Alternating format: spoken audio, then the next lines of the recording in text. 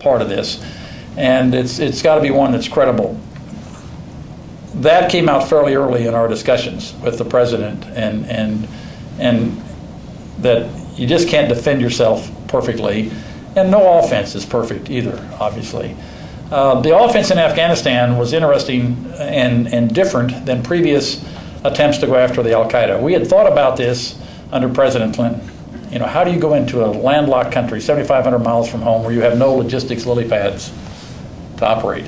9/11 gave us a sense of urgency to go work with Pakistan, Uzbekistan, Kyrgyzstan to try to develop those lily pads, overflight from Russia, so we could work in there. Before that, it was almost mission impossible, and the sense of urgency wasn't quite the same, so it didn't happen for obvious reasons.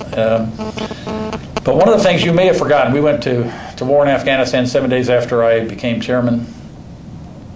Shortly thereafter, we did something that was quite remarkable in this whole saga with the Al-Qaeda and violent extremists, and that is we put boots on the ground in a very public and major way in southern Afghanistan, and that was we went in after Mullah Omar's compound. Omar is the Taliban leader, still is a Taliban leader, still is at large, and still makes statements from time to time and provides leadership to the remnants of the Taliban. To the Al-Qaeda, and for that matter to the world, this is going to be a little bit different. And so we put special forces in there in the middle of the night. We went into the compound, did our thing, got out. The only injuries we had were to the blast that we used for breaching some of the walls and doors injured one of or a couple of our troops, and we damaged a helicopter that could fly out and be repaired due to the swirling dust.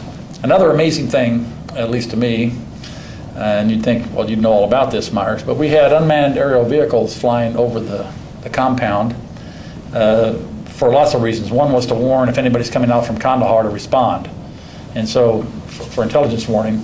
But we could see that all the way back to the Pentagon. They just forwarded that all back to us. So you could see the whole event coming down, helicopters landing, dust clouds coming up, troops getting out, putting blast on walls and doors, and you could see the blast, people running in. I mean, you could watch the whole thing. The temptation then, by the way, to start controlling things from Washington, D.C., that urge becomes overwhelming for some people.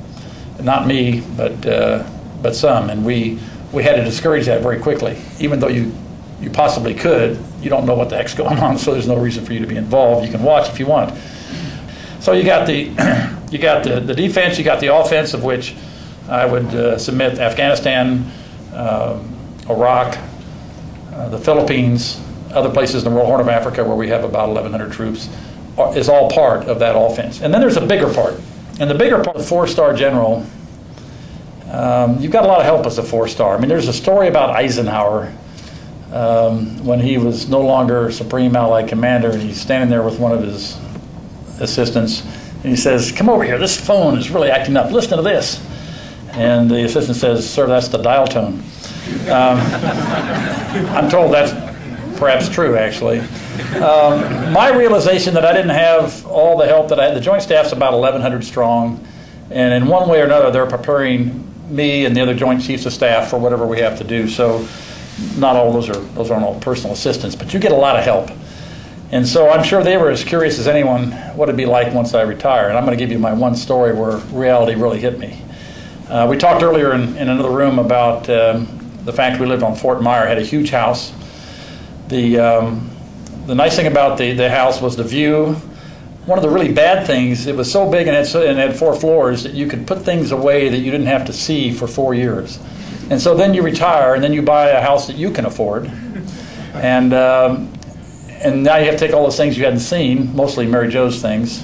And that's not true. Actually, there were a lot of things we had to go there that we had to now decide what to do with. Necessitated trips to Goodwill. So my story centers around one of my trips to Goodwill, the middle of the week, about 11 or 11:30 one day. And I'm driving over there in my little truck to drop off some goodies. And I pull into it's a fairly big complex. I pull into this lane that leads up to the trailers where you drop things off. And there's a Goodwill truck blocking my way. And I roll in the window and lean out and say, "Could you just back up a couple of feet? I just need to get by so I can get over to the trailers." And the driver, without hesitation, says, "You're going the wrong way." And I looked behind me, and sure enough, there was an arrow in the asphalt that pointed the opposite direction, a faded arrow in my defense. But the choice was back up 50 or 75 yards and get back in the flow, or ask him to back up 2 feet. And since we're the only 2 vehicles within sight in the whole place, so I tried one more time. I said, if you just back up 2 feet, I'll get by and we'll be fine. He said one more time, exact same words, you're going the wrong way. And I said, yes, guilty, I'm going the wrong way, but if you can. So we had this little debate. Finally, he did back up, very reluctantly, 2 feet, and I got by and life went on.